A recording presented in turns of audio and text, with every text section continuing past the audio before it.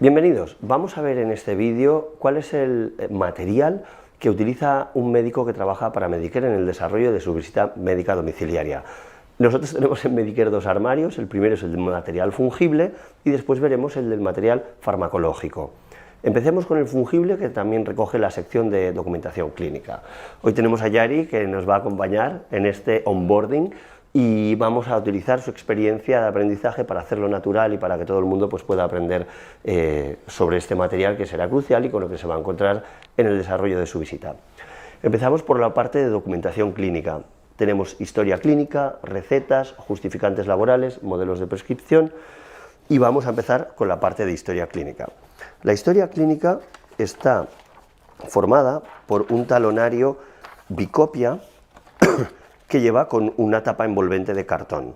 Bien, la historia clínica solo la realizamos en papel para aquellos pacientes que no tienen email, que nos lo solicitan, o inevitablemente para todos aquellos que derivemos en ambulancia.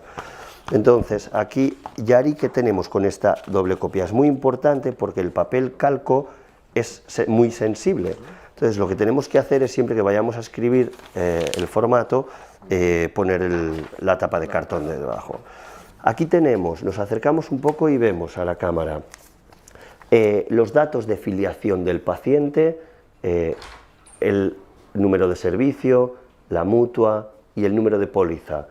El número de servicio es el código que llega por telegrama al médico, la mutua es la aseguradora, el número de póliza no es necesario porque esto ya está informatizado y ahora ya no se hacen validaciones manuales, por tanto es useless, realmente es un esfuerzo en vano.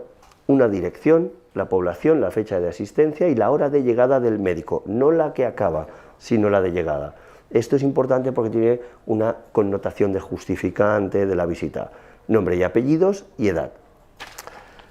Después vamos a la parte de alergias, si tiene o no tiene alergias conocidas, y la parte de motivo de la consulta, que nos refiere el paciente, hábitos tóxicos, antecedentes médicos de forma abreviada y enfermedad actual, el desarrollo un poco más detallado de qué ha venido pasando. Y la medicación que tomaba el paciente previamente. Nosotros somos fans de tabular los datos y del formato 101, que siempre da más información que el cada 24 horas, porque no sabes en qué momento del día. Bien, una cosa clave, antes de continuar con esto, es el tema de cómo optimizo el tiempo de la visita, y para eso está la llamada preparatoria. La llamada preparatoria es esa llamada que yo como médico, cuando me pasan el servicio, hago al paciente. Yo puedo poner mi teléfono con almohadilla 31 almohadilla y llamar a un número para que aparezca mi número como privado, o simplemente puedo configurarlo como privado, de forma que el paciente no se queda con mi número. Cuando yo hago eso, puedo hablar con el paciente y le digo tres cosas. Mire, soy el médico, ya voy para allá, en unos 30 minutos llego. Eso calma mucho al paciente. Y además le explico que por favor que tenga a mano toda la documentación clínica necesaria de las últimas visitas e informes de alta hospitalaria. Cuando yo hago esto, estoy ahorrando una cantidad incontable de tiempo, así lo hago una vez llego al domicilio, porque él ha tenido media hora para buscar esa documentación, y si lo hago cuando llego allá, pasa de todo, está nervioso, está tal.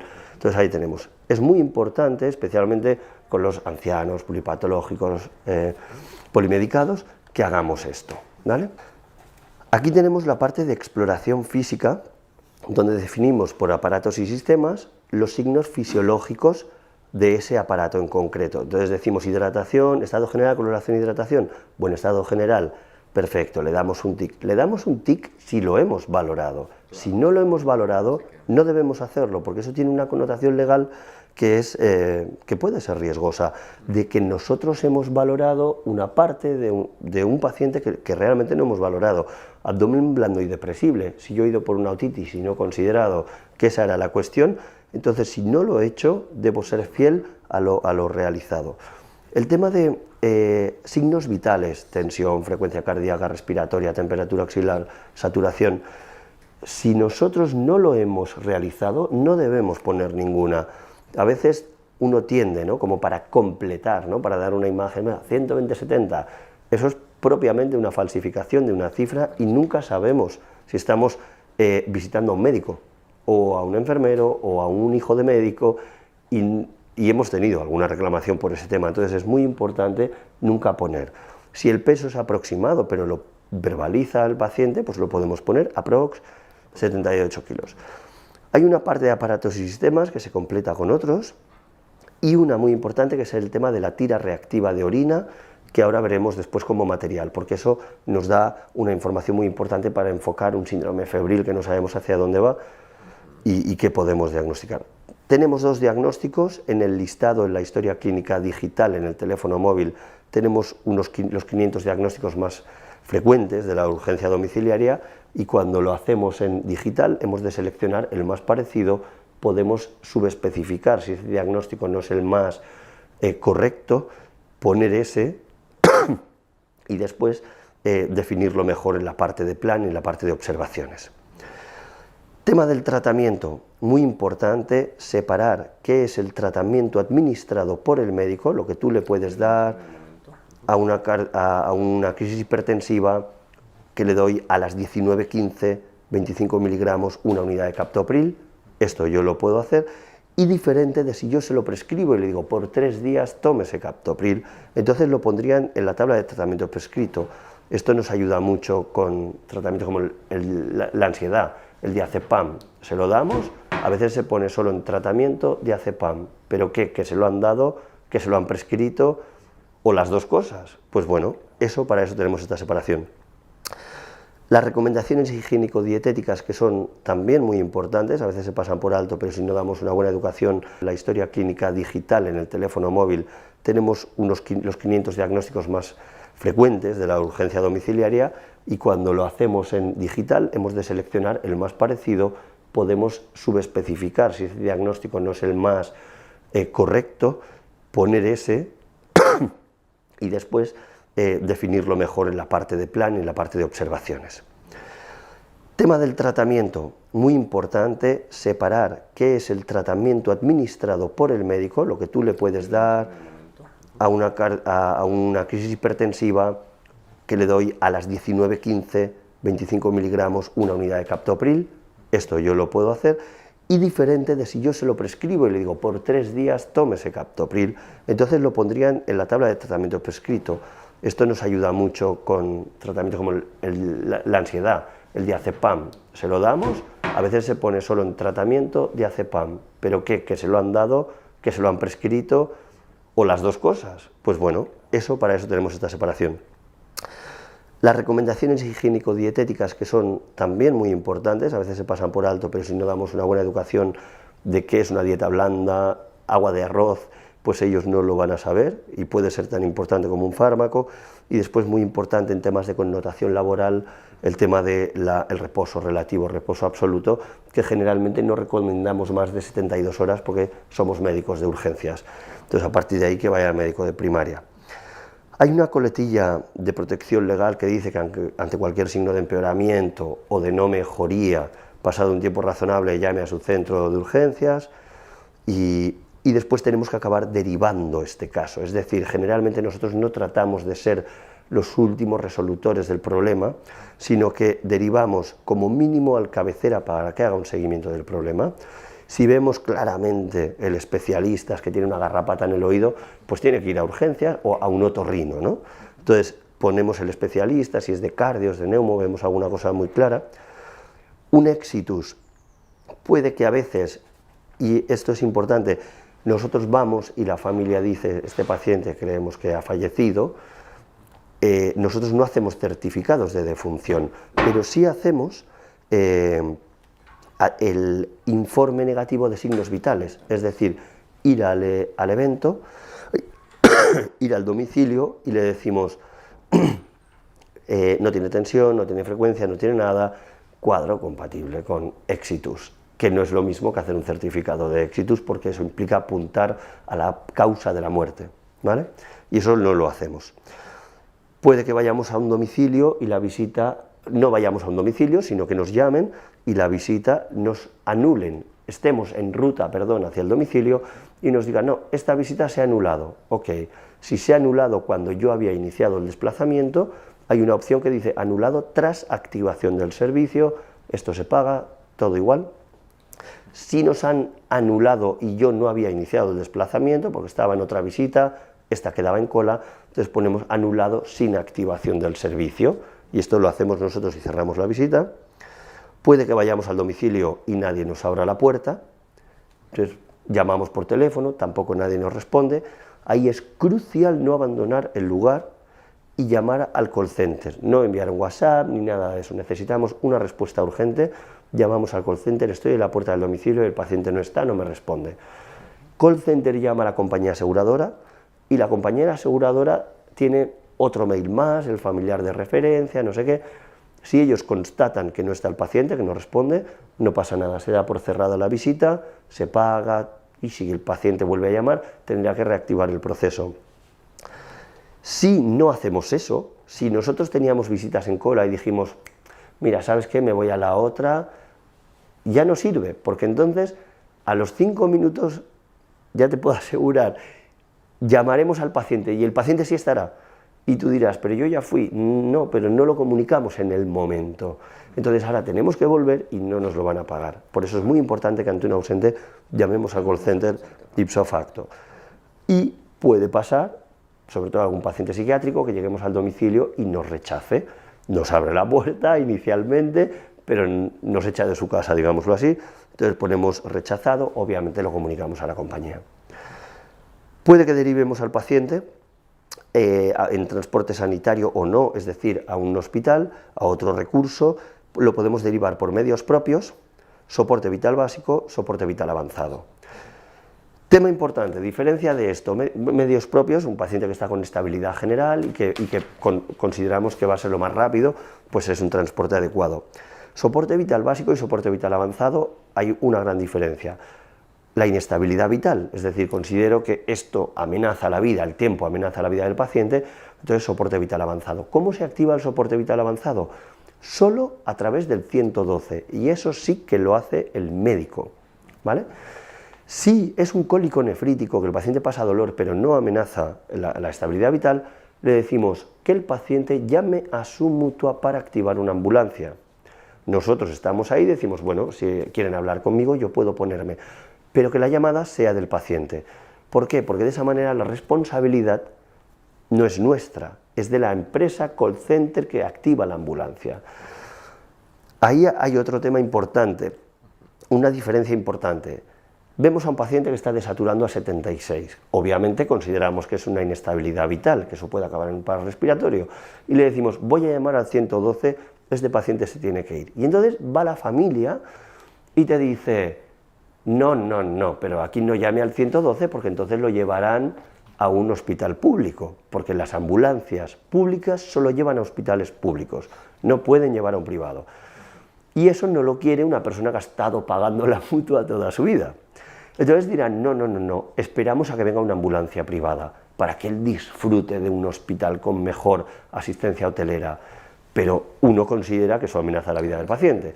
Este conflicto se da en domicilio. Y ahí lo que tenemos que hacer es decirle al paciente, mire, a día de hoy nosotros tenemos que hacer que venga un recurso a salvarle la vida lo antes posible. Yo como médico tengo que llamar al 112 y después ustedes pueden, siempre formando parte de la solución y no del problema, ustedes pueden hacer que solicitar un traslado interhospitalario cuando él esté estable, pero que ahora lo que necesita es una ambulancia que le lleve urgentemente allá, y los hospitales públicos ante las grandes urgencias en general responden bien, ¿vale?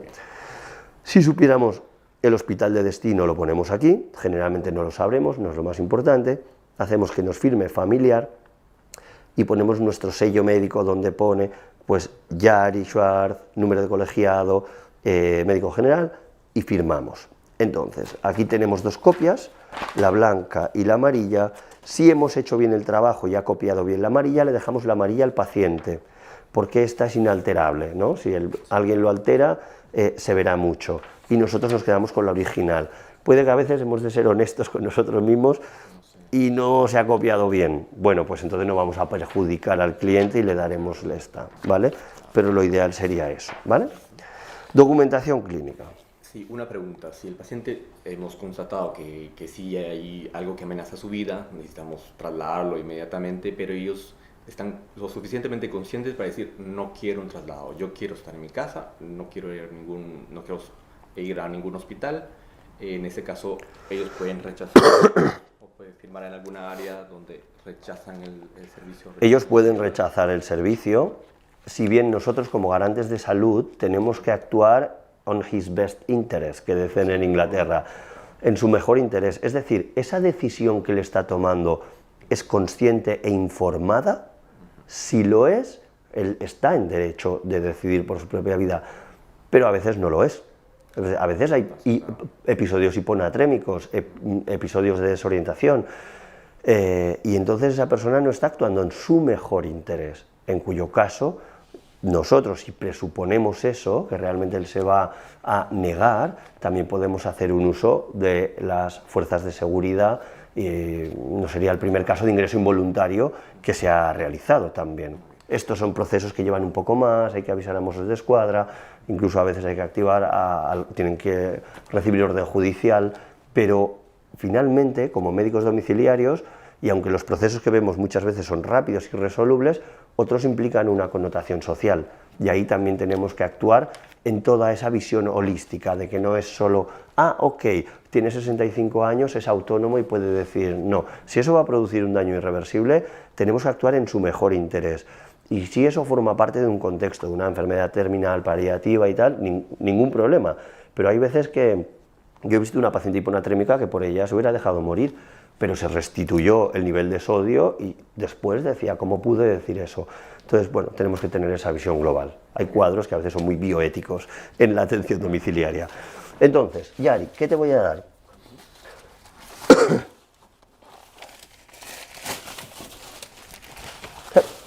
Mira, coge por favor esta bolsa, que así te voy a ir dando todo el material. Vale, genial. Esto es el material clínico. El otro es el apartado de la receta. Bien, la receta desde el 27 de mayo ya debe hacerse en formato electrónico a través del sistema REMPE. Esto, si estás colegiado en el Colegio de Barcelona, incluso pagan por ti el sistema, no hay que pagar nada. Hay que ir a instalarse la app del COMP y después instalarse la aplicación de REMPE, pero desde el COMP, para que salga gratis. Bien. A veces hay cosas que pasan, que no funciona el sistema, hay alguna cosa, entonces siempre llevamos nuestro soporte físico de receta, que se reguló en el 2013 también, el modelo de receta privada. Entonces, esta receta es bicopia, y aquí tiene, me acerco aquí para que se vean de la cámara, tiene un cuerpo que es para el farmacéutico el primero y el otro es para pacientes. Los campos en blanco son similares para farmacéutico y paciente, pero los campos sombreados es diferente para el farmacéutico y para el paciente. Entonces, si yo escribo todo el tratamiento aquí, pongo número de envases. Esto es importante. Si yo creo que el antibiótico de amoxi ha de ser por 10 días y no por 7, tendré que tener en cuenta que son 2 cajas, porque si no, solo le darán una. Entonces tendrá que hacer otra visita médica para que le recete la otra caja, ¿vale? Entonces yo tengo que poner el número de envases y también tengo que saber lo que está comercializado, qué presentación tiene. Para eso tenemos, aparte de Vademecum, Medimecum, también tenemos CIMA, que se encarga de eso, es gratuita y se puede consultar. Duración del tratamiento, que es muy importante, 7, 10 días, lo que sea. La posología, 875 miligramos, cuántas unidades, ¿no? Una y pauta. Puedo poner cada 8 horas. Generalmente, ¿qué hacemos? Sustituimos esto por el formato 101, pues 111, porque a veces eso da más información, 110, la furosemida, bueno, o 1 medio 0, ¿no? Es decir, el formato 101 es más rico en información. Fecha prevista de la dispensación, el día que estoy haciendo la receta, para que no vaya el paciente de aquí a un mes con eso. Paciente, nombre, apellidos y un documento de identidad. Un pasaporte si es un turista, un DNI, una TIS, un número, el TIS, el número de la tarjeta de identificación sanitaria, un número. Si no tenemos un número, la fecha de nacimiento, al menos, para que se vea que es ese paciente y evitemos la homonimia, y el prescriptor. Esto tiene que ser con un sello y una firma, porque si no queda poco profesional. La fecha de la prescripción y ya está. Si a veces yo considero que para el farmacéutico lo quiero decir, si esto no está, sustitúyelo por otra cosa, se lo puedo poner. Siempre prescribir en principios activos, no en nombres comerciales, porque si no, no lo podrá cambiar el farmacéutico si no lo tiene. Y si le quiero poner una información al paciente, se la pongo aquí y le digo, diagnóstico si yo considero, en general, ¿qué es lo importante? Antes o después de las comidas, o alguna recomendación concreta, ¿vale?, de cómo tomarlo, ¿vale? Esta también talonario, tapa envolvente para la copia. Ahí va. Después tenemos también el justificante laboral. ¿Qué tenemos aquí? Tenemos don, doña, la fecha y la hora. Número de identificación de la visita es el código de 4 o 5 cifras, ahora vamos por el 7000 y pico. Pues ese código lo ponemos aquí, porque así siempre lo podremos identificar y rescatar en nuestro sistema. Ha sido visitado por nuestro servicio de medicina y observaciones adicionales, pues se recomienda reposo relativo, reposo absoluto 72 horas. Firma el paciente y firma el médico con su sello y su firma. Esto es súper importante, que el paciente también lo sepa. Lo pongo así para que se vea bien, porque el paciente, el siguiente material son las tiras reactivas de orina. Este bote, que viene con 100, tiene su interpretación de múltiples parámetros. Esto era lo que se llamaba en un tiempo el N-multisticks, porque estaba el Destrostix, habían que solo tenían 2 parámetros, este tiene 8 o 9 parámetros. Vemos desde bilirrubina, urobilinógeno, que bueno, la bilirrubina ya es indicativa, ya es importante, cuerpos cetónicos que son cruciales en un paciente diabético, ácido ascórbico quizá no es tan importante, glucosa en orina, proteínas, importantísimo el paciente renal, sangre en orina, alteración del pH, y después los indicadores cardinales de la infección urinaria, que son nitritos y leucocitos. Leucocitos es menos específico, más sensible, y nitritos es menos sensible, pero mucho más específico. Por tanto, cuando tienen nitritos y leucos, es que la cosa seguro es una infección urinaria. Entonces, ¿qué damos de aquí? Mira, Sac, ábrelo por favor.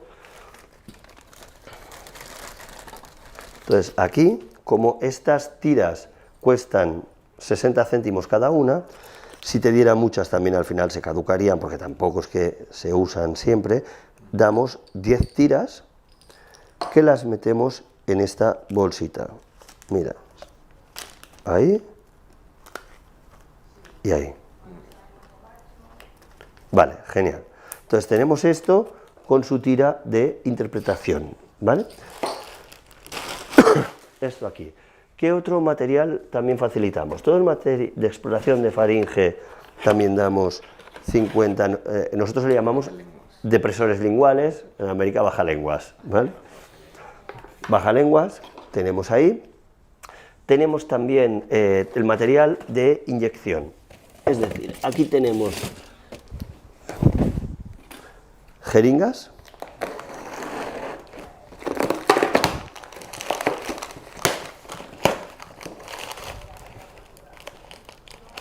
vale, entonces aquí te doy las jeringas que utilizamos.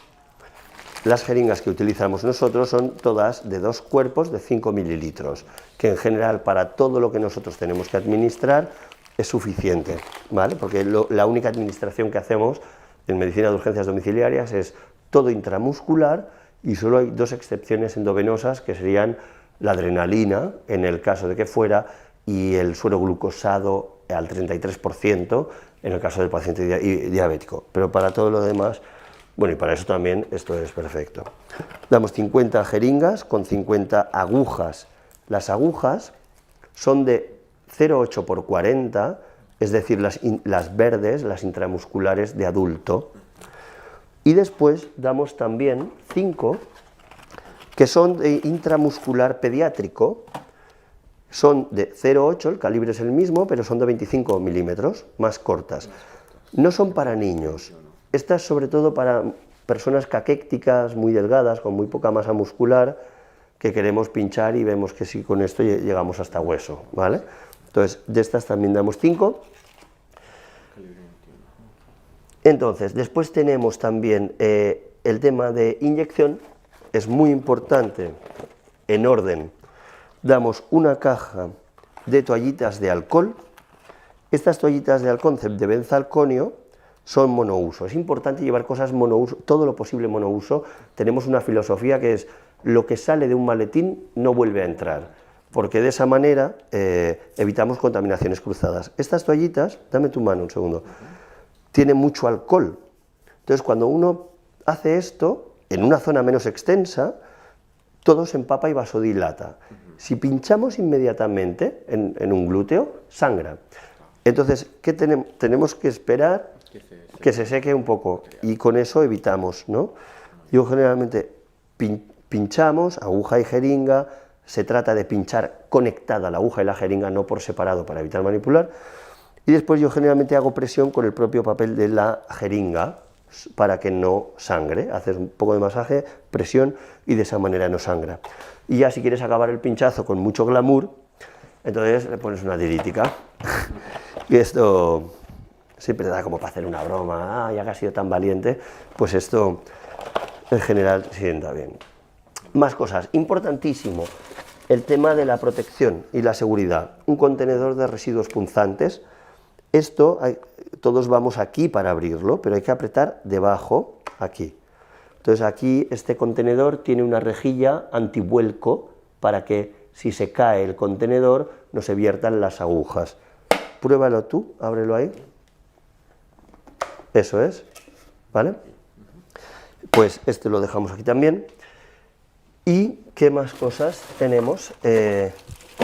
Ya nos queda una cosa más, que es el material de PCR y de test de antígenos, para lo cual nosotros tenemos un acuerdo con un laboratorio que tiene un material determinado. Bien, nosotros tenemos aquí etiquetas porque hacemos para compañías de asistencia en viaje test de PCR o de antígeno, pero estos test que hacemos no son a criterio médico, son a criterio médico de la compañía. Entonces ha habido un médico que ha hecho una valoración y ha dicho: este señor necesita una PCR, necesita un antígeno. Cuando ellos nos autorizan, porque nos han contratado ese servicio, porque pagarán esa PCR o ese antígeno, nosotros lo hacemos, pero si no, no. Actualmente compañías como MRI, Asiscar, nosotros hacemos ese tipo de servicios, ¿vale? ¿Qué hacemos con esto? Nosotros le ponemos esta etiqueta QR, hacemos esto aquí, ponemos la etiqueta aquí y se lo damos al paciente. Y el código de barras lo ponemos en el tubo. Hacemos el hisopado, metemos el tubo, ponemos el código QR e identificamos el nombre del paciente y algún dato como el pasaporte. Esto es crucial para después poder emitir el informe, ¿vale? Bien, este es el armario de material farmacológico y aquí vamos a ver qué productos, qué fármacos llevamos para desarrollar nuestra visita. Vamos en orden alfabético del principio activo. Entonces el primero que tenemos es adrenalina, la todopoderosa. Siempre hay que llevar una adrenalina encima. Esto sobre todo nosotros nos lo planteamos de cara a si viéramos una parada cardiorrespiratoria, que no debería ser, pero que todos los cuadros evolucionan, y cuando alguien llamó diciendo tengo una penica en el pecho, eso acabó finalmente siendo un paro. Generalmente nosotros, las últimas guías de la European Resuscitation Council, dicen pues una ampolla, o sea 1 miligramo diluido hasta 10 endovenoso, levantar el brazo, hacer masaje cuando eso está indicado, y eso es lo que nosotros llevamos, ¿vale? La dejo aquí. Por otro lado, ya no llevamos atropina, antes llevábamos, ahora ya nos está recomendando. Otra medicación por la A también, un antiácido, que es el Almagato, sales de aluminio y magnesio, que es un antiácido de muy rápida acción, muy famoso en Cataluña, el Almax, pues se fabrica aquí al lado, sí. En Sant Cugat, en la Boehringer. Ah, no, este es de Almirall. Bien, aquí tenemos, nosotros usamos como procinético, en el caso de náuseas y vómitos, metoclopramida. Por si se diera una reacción extrapiramidal, deberíamos poder reaccionar ante eso, y por tanto, solo por eso, llevamos una ampolla de aquinetón, de viperideno, ¿vale? Esto lo dejamos aquí. El aquinetón y el almagato vamos a otro fármaco muy importante en la visita domiciliaria, que es el captopril para el manejo de la crisis hipertensiva. Entonces aquí tenemos un blister de captopril 25. Toda la medicación oral que damos es siempre para dar o la de urgencias, o podemos dar una más si consideramos que da una continuidad necesaria al tratamiento, pero no más, no damos un blister al paciente, hacemos la prescripción y que lo vaya a comprar. En relación a la administración de medicación, en Medicare para nosotros apostamos mucho por el tipo de medicina empática, especialmente con el dolor. Yo me acuerdo que estaba en la unidad del dolor del Vall d'Hebron y decía o ha tenido uso de diazepam en su vida, realmente es muy intenso el efecto. En el caso de una cardiopatía congestiva descompensada, una insuficiencia cardíaca, también tenemos furosemida, aunque la administración intramuscular es de una absorción algo errática, pero también la tenemos. Y a veces consideramos que en domicilio es bueno administrar la primera medicación. Todo eso es muy poco empático, ¿no? Entonces, a nosotros en Medicare nuestra política es, ante la duda, administro, doy medicación, que después él ya prescribirá y ahí se comprará, pero tratamos de ser mucho más empáticos, como nos gustaría que fueran, con nuestra mamá. Había en Inglaterra usaban una filosofía, no, en Estados Unidos, una filosofía que dice: no es lo suficientemente bueno, sino es lo suficientemente bueno para mi madre, ¿no? Y esa política nosotros también la utilizamos. Entonces, bien, seguimos. Tema de reacciones alérgicas leves, tenemos dexclorfeniramina o polaramine en comprimidos, bueno para dermatitis leves, otras reacciones alérgicas, y si es un punto más intensa, dermatitis más extensa, con rash, con picor, ¿no? Pues ahí ya podemos ir a dexclorfeniramina inyectable. Aparte, nosotros después veremos el manejo con corticoide, si el tema va un punto más, que también tenemos corticoide intravenoso e intramuscular. Bien, después del punto de vista del tratamiento AINE, que ya viene por aquí, nosotros tenemos diclofenaco, Voltaren o Enantium. Voltaren cuesta 3 veces menos que Enantium, entonces es nuestro AINE de elección, y eso que es la caja de la marca comercial, pero es 3 veces más caro, por tanto tenemos que tener este como primera línea de tratamiento, porque la patología es más adecuado Enantium, usaremos Enantium. Bien, después tenemos el LAD, que he hecho un pequeño salto para explicar una y otra, tenemos el diazepam, y por tanto el manejo de la ansiedad, pues este es importante también hacer un manejo de la ansiedad profesional, diazepam de 5 miligramos. En el caso de que consideremos que ese paciente tiene un grado de ansiedad más alta y necesitamos otra vía más rápida, entonces también tenemos diazepam inyectable, son 10 miligramos, es un bombazo. Si una persona no está expuesta o ha tenido uso de diazepam en su vida, realmente es muy intenso el efecto. En el caso de una cardiopatía congestiva descompensada, una insuficiencia cardíaca, también tenemos furosemida, aunque la administración intramuscular es de una absorción algo errática, pero también la tenemos. Y a veces consideramos que en domicilio es bueno administrar la primera medicación y que después vaya al hospital, pero ya que algo le vaya actuando, ¿no? Que se note también que en domiciliaria sabemos hacer una actuación también que no solo es médica y oral.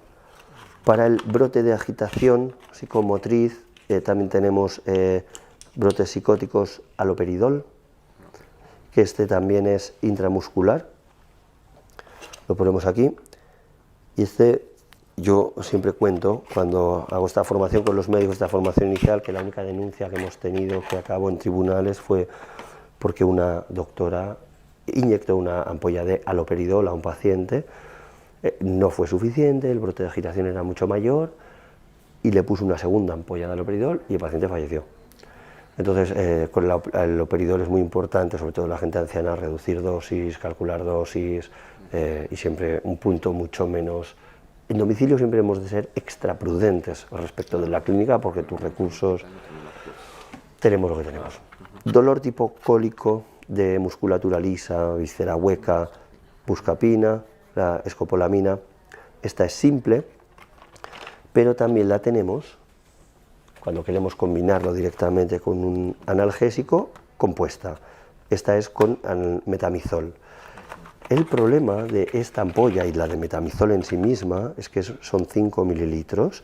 Esto cuando lo pinchas glúteo acaba siendo, produce unas reacciones vasovagales importantes.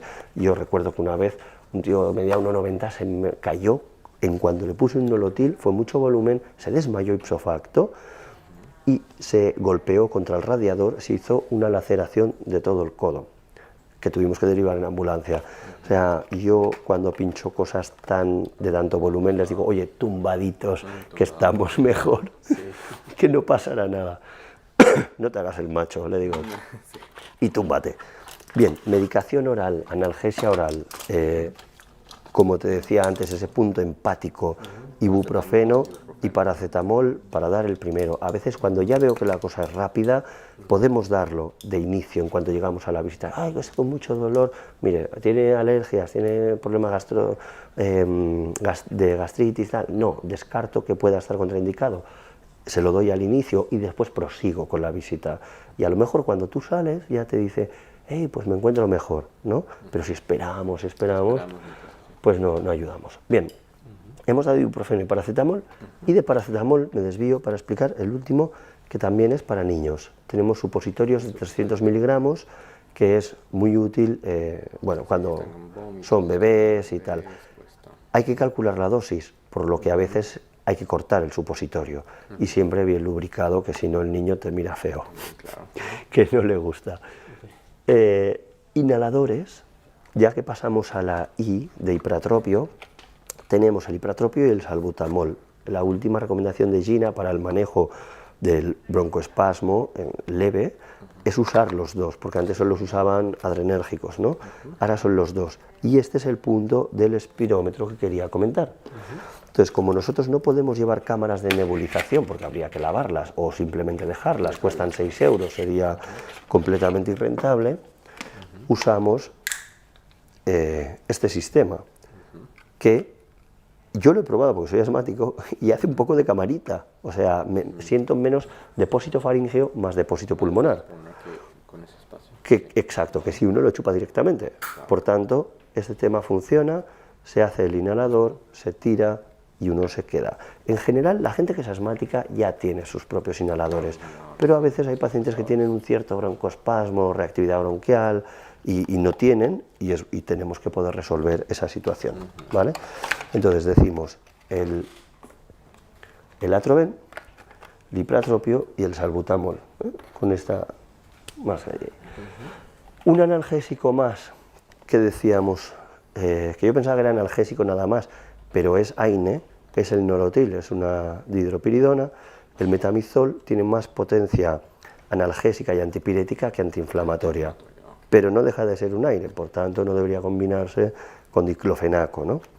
Entonces, esto decíamos lo de la ampolla de 5 mililitros, bastante grande. Soluciones, cuando hablábamos antes de la reacción alérgica, un punto más o broncoespasmo, tenemos Urbasón. Este Urbasón es intramuscular e intravenoso. O sea, realmente puede darse de las dos. En general nosotros tenderemos a hacerlo intramuscular, pero si viéramos un broncoespasmo muy heavy, pues sí podríamos hacer un SMART con un guante y ponerlo en bolo también, ¿vale? Este es la metilprednisolona, que es acción rápida, vida media corta. El rey de los reyes, o la reina de las reinas, el procinético, las náuseas y vómitos, porque no tienen mucho más que hacer. La metoclopramida, pues de esto también llevamos a domicilio. Un fármaco que también tenemos que llevar inevitablemente para el paciente cardíaco, porque nunca sabemos cómo van a acabar las cosas, es la cafinitrina, que es la nitroglicerina sublingual. No llevamos spray, llevamos esto, se pone debajo de la lengua, como ya sabes. Y por último, una patología que es muy domiciliaria, porque tiene casi un diagnóstico telefónico, como el hipotiroidismo, ¿no? Cuando escuchas a alguien, usted está descompensado, es el síndrome vertiginoso, es que todo me da vueltas, y tú le dices, pues está como en un barco, sí, bueno, pues ya sabes de qué va. Entonces, esta patología es muy domiciliaria porque se puede resolver realmente en domicilio sin tener que ir a un centro médico. ¿Y tú has tenido algún síndrome vertiginoso alguna vez? No, pues yo lo he tenido, y es muy feo. Sí. Y cuando te pinchan una sulpirida, se corta ese tema. Entonces, te cambia completamente la evolución del cuadro.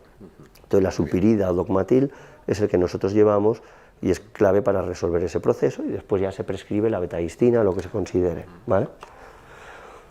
Y, por último, ¿y si es alérgico al paracetamol? ¿Y si es alérgico al diclofenaco? ¿Y si es alérgico a todo? O ya he probado todo eso y realmente está con mucho dolor, pues entonces tenemos un opiáceo de potencia leve moderada, que es el tramadol. Este de aquí. Este es el tramadol. Entonces, este también llevamos un par de ampollas para administrarlo en la visita, que para alérgicos o dolores moderados e intensos en domicilio es una muy buena solución. No es nuestra primera línea, pero lo es. Si a veces vamos y vemos alguna cura, también llevamos suero fisiológico para lavar alguna herida. Si vemos también alguna herida, también llevamos Topionic, que se llamaba antes, o la povidona iodada, también en ampollas. Y ¿qué más? Tenemos suero fisiológico. Vale, y nos faltan el material, equipo de protección individual, que tenemos las mascarillas,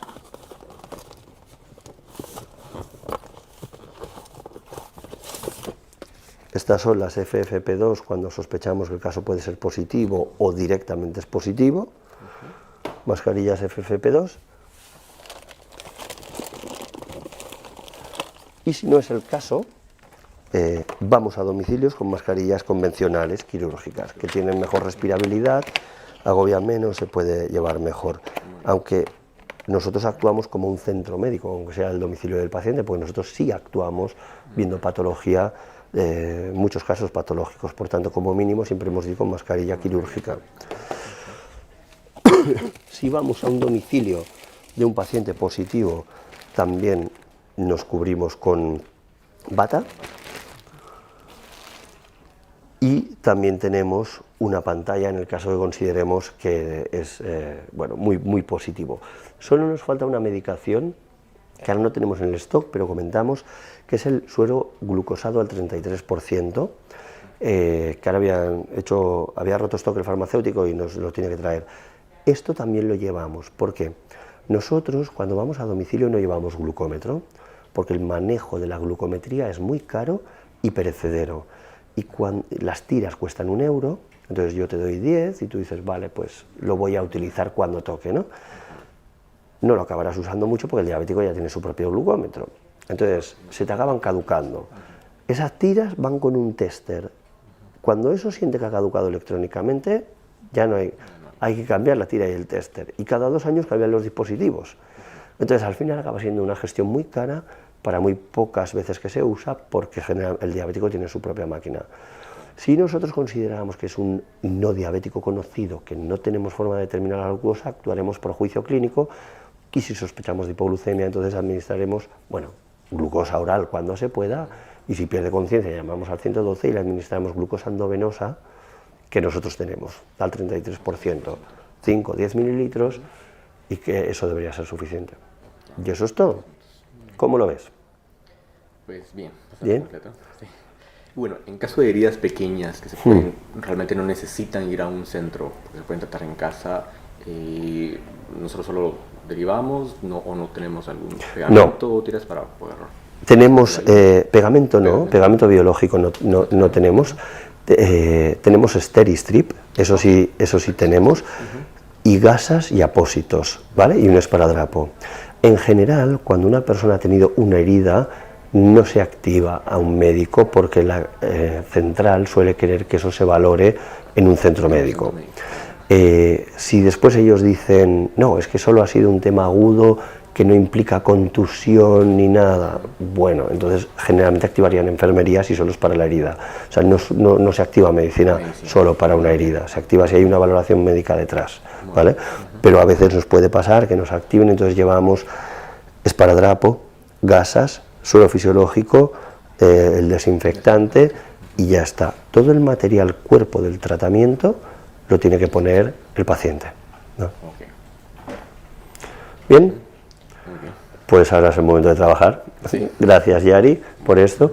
Esperamos que este vídeo os haya servido para entender un poco todo el material que llevamos y que nos permite resolver el grueso de los casos en atención domiciliaria, y nos vemos en próximos vídeos de Medicare.